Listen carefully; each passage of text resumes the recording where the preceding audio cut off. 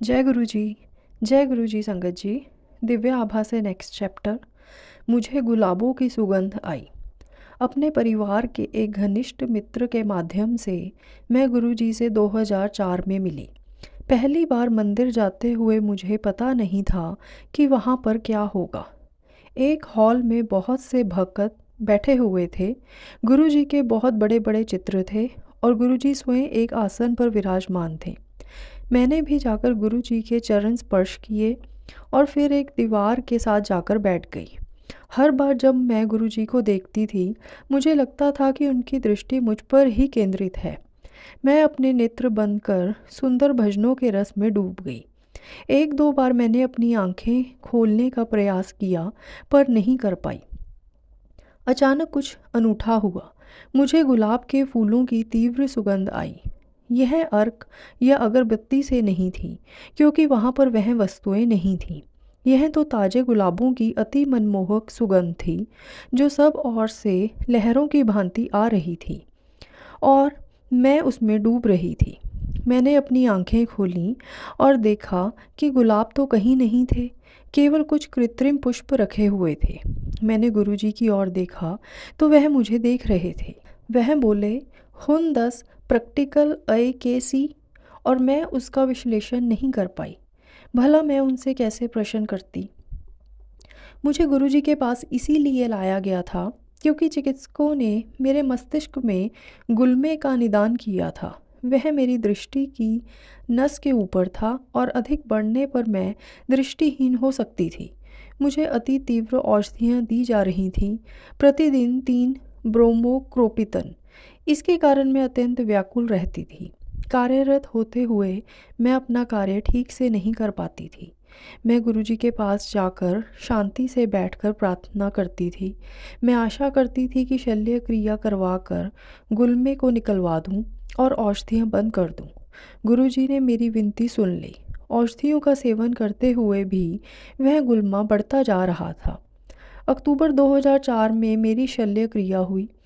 उन्होंने मुझसे तिथि, चिकित्सालय और चिकित्सक का नाम पूछा और बोले कि उनका आशीर्वाद मेरे साथ है और मुझे कुछ नहीं होगा। मुझे भी पता था कि अब कुछ असामान्य नहीं हो सकता है। यह एक अत्यंत जटिल शल्य क्रिया थी, पर मैं प्रसन्न थी। मुझे पता था कि गुरुजी मेरे साथ हैं। मेरा स्वास्थ्य लाभ अनुमान से कहीं अधिक तीव्र गति से हुआ और कीमोथेरेपी, जो सामान्यतः 2 मास के उपरांत शुरू करनी थी, 3 सप्ताह के बाद ही आरंभ कर दी गई। किसी को विश्वास नहीं हो रहा था। चिकित्सालय से बाहर आते ही मैं गुरुजी को धन्यवाद करने गई तो उन्होंने मुझे नए जीवन पर बधाई दी। मुझे पता था कि उन्होंने मुझे नव जीवन प्रदान किया है। विकिरण चिकित्सा होते हुए भी मेरे ऊपर कोई दुष्प्रभाव नहीं हुआ। मैं अन्य रोगियों को स्ट्रेचर और पहिए वाली कुर्सियों पर बाहर आते हुए देखती थी। इसके विपरीत उन दिनों प्रातः मैं अपने कार्यालय का काम करने के बाद चिकित्सालय जाती थी और उसके उपरांत बाजार में घूमती थी। मैं सामान्य जीवन व्यतीत कर रही थी। सब गुरुजी की कृपा का फल था। जिन दिनों मैं अपोलो चिकित्सालय में अपनी विकिरण चिकित्सा के लिए जा रही थी, गुरुजी ने अनेक अन्य उन रोगियों पर भी अपनी दयावृष्टि करी जिनके संपर्क में मैं आई थी। मुझे एक 9 वर्षीय बच्चे का संदर्भ याद है जिसके मस्तिष्क में गुल्मा था। उसके अभिभावकों को चिकित्सा कुछ दिनों तक रोकनी पड़ी क्योंकि उसके निर्धन पिता, जो कहीं दूर सरकारी नौकरी कर रहे थे, अवकाश लेकर आए थे। उसकी चिकित्सा में समय लग रहा था और जितना अधिक समय लगता उतना ही उनको धन का अभाव होता। मेरे पास गुरुजी का एक लॉकेट था। मैं अपने साथ सदा गुरुजी का चित्र रखती हूँ। मैंने उसकी माँ को वह लॉकेट उसकी आंखों पर प्रतिदिन रखने के लिए कहा। मुझे विश्वास था कि गुरुजी उसकी सहायता अवश्य करेंगे। 1 सप्ताह के बाद वह मुझे पुनः मिले। वह बालक कीमोथेरेपी के लिए वापस आ गया था और अधिक स्वस्थ दिख रहा था। उसकी माँ ने कहा कि जब से उसने वह लॉकेट उसके ऊपर प्रतिदिन प्रातः रखना आरंभ किया, वह अच्छा होने लगा है और चिकित्सक भी उसका स्वास्थ्य लाभ देखकर अचंभित हैं। जब मेरा बेटा 2.5 वर्ष का था, हमें पता लगा कि शौच करते हुए उसमें रक्त भी आ रहा है। परीक्षण करवाए गए।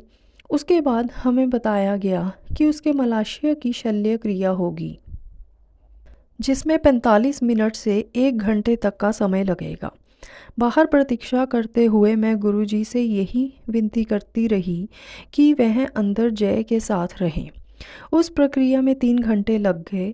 जब चिकित्सकों ने हमें अंदर बुलाया तो वह चिंतित थे।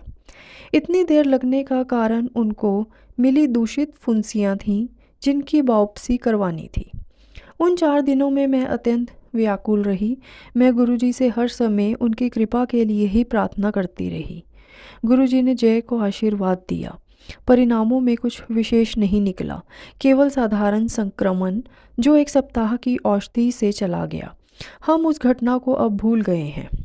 गुरुजी ने सदा मेरी कामनाएं पूर्ण करी हैं, भले ही वह भौतिक हों या स्वास्थ्य संबंधित। गुरुजी के पास जाने पर उनको पता चल जाता है कि हमें किस वस्तु की आवश्यकता है। हम उसके प्रति अनभिज्ञ रहते हैं। वह दोनों प्रदान करते हैं। उनको कुछ भी कहने की आवश्यकता नहीं है। मैं उनके बारे में पूरे दिन बैठकर लिख सकती हूँ कि उन्होंने हमारे लिए कितना कुछ किया है, पर जैसा वह स्वयं कहते हैं, शॉर्ट में सुनाई। हम सब पर दया करने के लिए आपका हार्दिक धन्यवाद। यह सत्संग लिखा गया है श्रीमती नंदिता चंदर, गुड़गांव से। जय गुरुजी। शुक्राना गुरुजी। जय गुरुजी। जय गुरुजी संगत जी। दिव्य आभा से नेक्स्ट चैप्टर, दीर्घकालिक कैंसर का सफाया। गुरु मेरी पूजा, गुरु गोविंद, गुरु मेरा पार ब्रह्म, गुरु भगवंत। फरवरी 2005 में चिकित्सकों ने मेरी पत्नी के गर्भाशय में कैंसर का निदान किया था। रोग बहुत फैल चुका था और प्राणघातक कोशाणु फेफड़ों के पास तक पहुंच गए थे। हमने सब चिकित्सकों को दिखाया, किंतु शल्य क्रिया के अन्यथा कोई और उपाय नहीं था। अंततः अनीता की शल्य क्रिया बम्बई चिकित्सालय में हुई। उसके पश्चात प्रति 3 सप्ताह के अंतराल में 6 बार कीमोथेरेपी होनी थी। उसी समय ईश्वर दूत की भांति मेरी बहन और उसके पति, जो गुरुजी के अनुयायी थे, हमारे घर आए। उन्होंने हमें गुरुजी के बारे में बताया और उनका आशीर्वाद लेने की सलाह दी। अगले बृहस्पतिवार को हम गुरुजी के दर्शन के लिए गए। हमने हॉल में प्रवेश किया ही था कि गुरुजी ने मेरी पत्नी से बात करी।